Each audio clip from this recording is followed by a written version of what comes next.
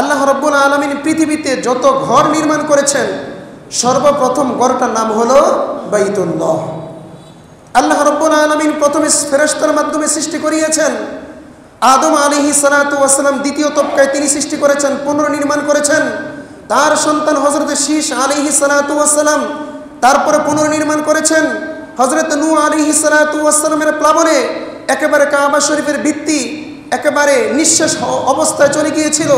ইব্রাহিম আলাইহিস সালাতু ওয়াস সালাম ফেরেশতাদের দিক নির্দেশনায় আল্লাহ রাব্বুল আলামিনের আদেশে ইব্রাহিম আলাইহিস সালাতু ওয়াস সালাম ইসমাঈল আলাইহিস সালাতু ওয়াস সালাম মিলে বাইতুল্লাহ শরীফের পুনর্নির্মাণ করেন।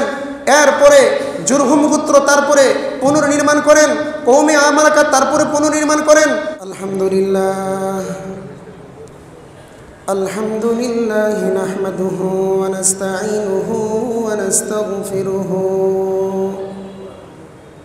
ওয়া নু'মিনু বিহি ওয়া নাতাওয়াক্কালু আলাইহি ওয়া নাউযু বিল্লাহি মিন শুরুরি আনফুসিনা ওয়া মিন সাইয়্যাতি আ'মালিনা من يهده الله فلا مضل له ومن يضلله فلا هادي له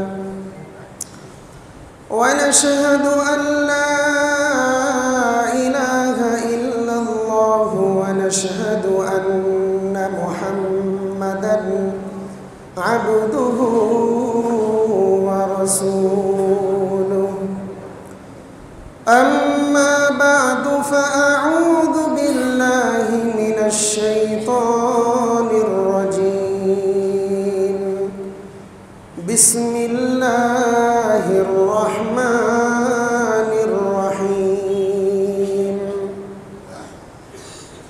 إن أول بيت وضع للناس للذي ببكة مباركا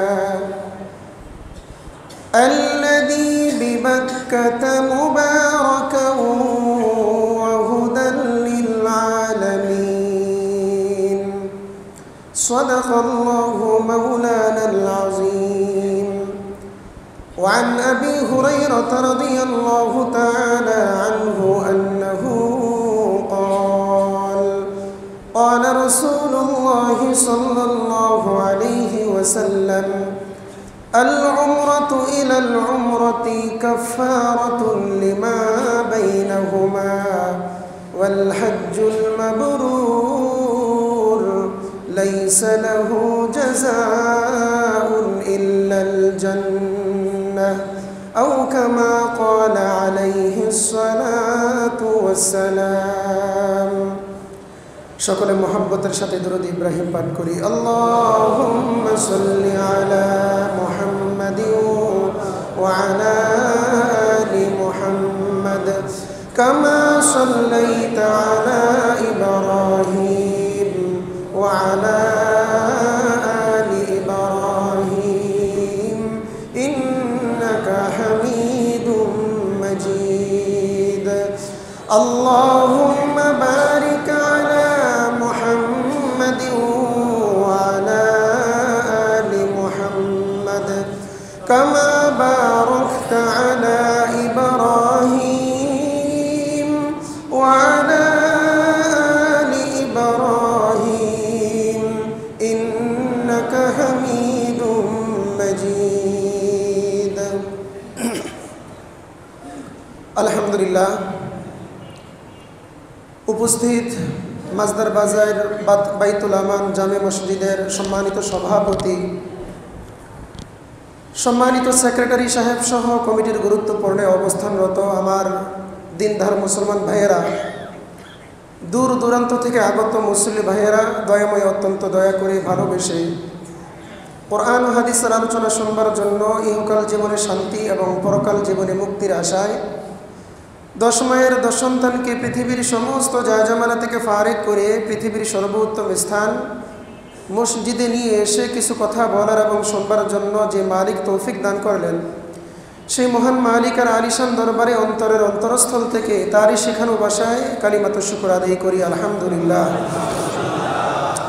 লক্ষ কোটি দুরুদ সালাম আকায়ে নামদার তাজদারে মদিনা সরকার দু জাহাঁ সৈয়দুল কাউনাইন নবী কুলের শিরোমণি মুহাম্মদুর রাসূলুল্লাহ সাল্লাল্লাহু আলাইহি ওয়াসাল্লামের উপর আবার শুকরিয়া আদায় করছি ওই মালিকের দরবারে যিনি আমাদেরকে নেক হায়াত দারাজ করেছেন, সুস্থ রেখেছেন, যথা সময়ে জুমার নামাজ আদায় করবার উদ্দেশ্যে মসজিদে নিয়ে এসেছেন।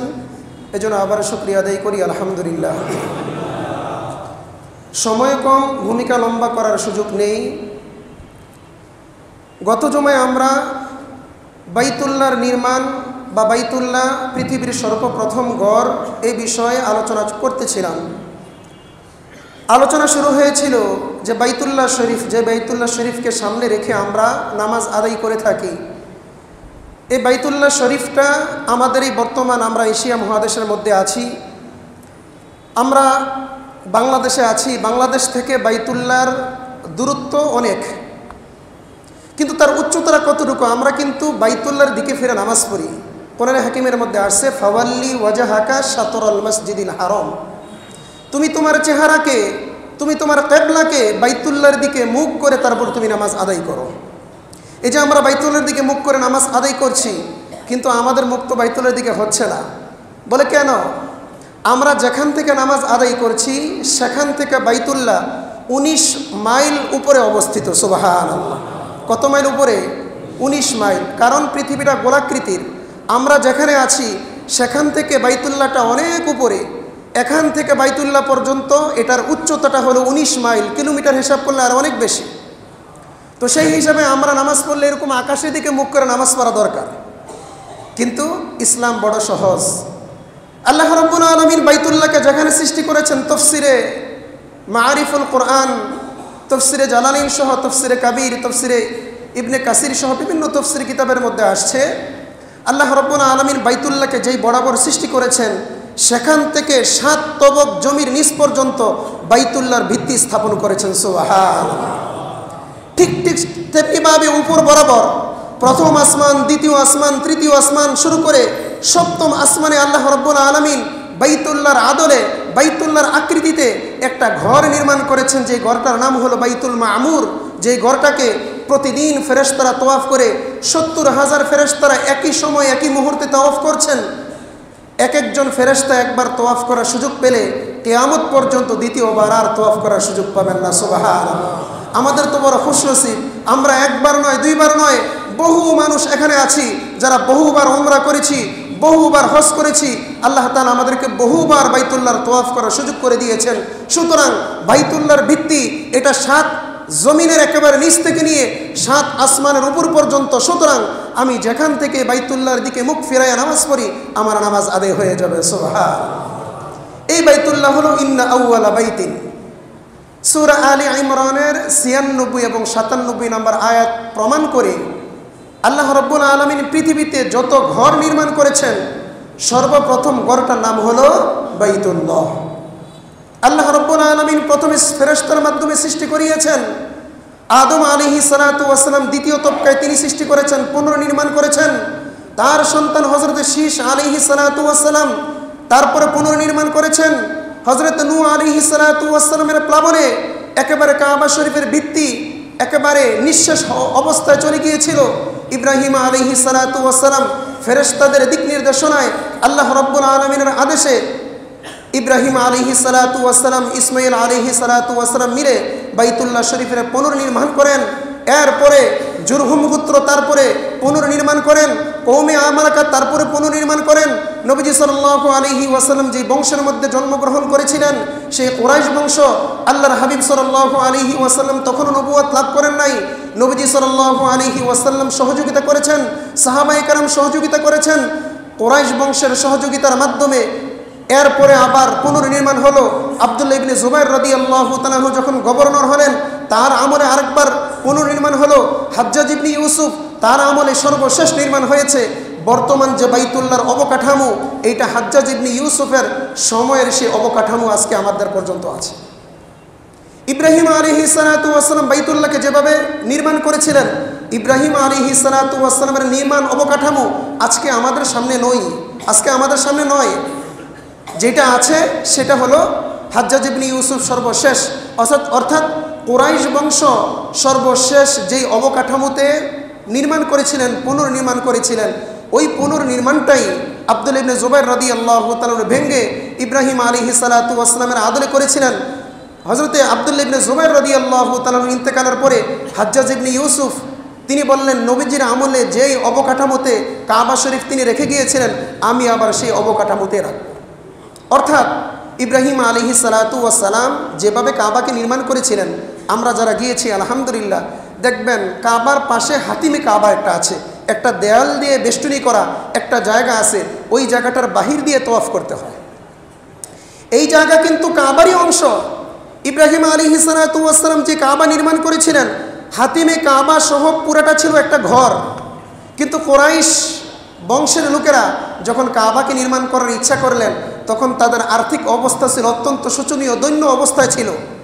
তারা পুরা ইব্রাহিম আলাইহিস সালাতু ওয়াস সালামের পুরা যে এরিয়ার মধ্যে কাবা ছিল, ওই এরিয়াটা পুরোটাকে পুনর্নির্মাণ করা তাদের পক্ষে সম্ভব ছিল না। বিদায় এখন যে অবস্থায় কাবাকে দেখতে পাচ্ছি, কুরাইশরা অতটুকু কাবা নির্মাণ করে বাকিটাকে খালি রেখে দিলেন। নবীজি সাল্লাল্লাহু আলাইহি ওয়াসাল্লাম খুব মনে ইচ্ছা ছিল, তিনি মাঝে মাঝে মনে মনে আবেগ পেশ করতেন। আম্মা জান আয়েশা সিদ্দিকা রাদিয়াল্লাহু তাআলা আনহা থেকে হাদিস বর্ণিত, তিনি বলেন যে নবীজি প্রায় সময়ই বলতেন, ইস আমার বড় আকাঙ্ক্ষা, আমার বড় আগ্রহ, আবেগ, আমি যদি কাবাকে ভেঙ্গে ইব্রাহিম আলাইহিস সালাতু ওয়াস সালাম যেভাবে কাবার ভিত্তি স্থাপন করেছিলেন, যেভাবে অবকাঠামো তৈরি করেছিলেন, এভাবে যদি আমি পারতাম তাহলে আমি এভাবে পুনর্নির্মাণ করতাম। নবীজি সাল্লাল্লাহু আলাইহি ওয়াসাল্লাম এর মধ্যে ইন্তেকাল হয়ে গেল। আব্দুল্লাহ ইবনে জুবাইর রাদিয়াল্লাহু তাআলা যখন গভর্নর হলেন, তখন আব্দুল্লাহ ইবনে জুবাইর রাদিয়াল্লাহু তাআলা আনহু আম্মাজান হযরত আয়েশা সিদ্দিকা রাদিয়াল্লাহু তাআলা আনহার ভাতিজা ছিলেন। সেই হিসাবে ফুফু থেকে বারবার নবীজির আকাঙ্ক্ষার কথা শুনে আব্দুল্লাহ ইবনে জুবাইর রাদিয়াল্লাহু তাআলা আনহু ইব্রাহিম আলাইহিস সালাতু ওয়াস সালাম যেভাবে কাবা নির্মাণ করেছিলেন, হাতিমে কাবা সহ এভাবে আবার কাবাকে নির্মাণ করলেন। হাজ্জাজ ইবনে ইউসুফ যখন নাকি তিনি গভর্নর হলেন, বাদশাহ হলেন, তিনি বললেন যে নবীজি যেখানে ইব্রাহিম আলাইহিস সালাতু ওয়াস সালামের অবকাঠামো তৈরি করতে সাহস পান নাই, সেখানে আব্দুল্লাহ ইবনে জুবাইর এই সাহস কোথায় থেকে পেল? তিনি এটাকে ভেঙে দিয়ে আবার কুরাইশরা যেভাবে কাবা নির্মাণ করেছিল, নবীজি সাল্লাল্লাহু আলাইহি ওয়াসাল্লামের জীবদ্দশায় সারা জিন্দেগিভর কাবা শরীফ যেভাবে ছিল ঠিক ওভাবে অবকাঠামো তৈরি করলেন। হাজ্জাজ ইবনে ইউসুফের পরে হযরত দ্বিতীয় ওমর ইবনে আব্দুল আজিজ রাহিমাহুল্লাহু তাআলা এটাকে ভাঙার ইচ্ছা করেছিলেন। তৎকালীন সময়ের বড় বড় মুফতি আলী কারাম ফতোয়া জারি করলেন যে এটাকে আর ভাঙ্গার সুযোগ নেই, যেভাবে আছে ঠিক সেভাবে এটাকে এভাবে রেখে দিতে হবে।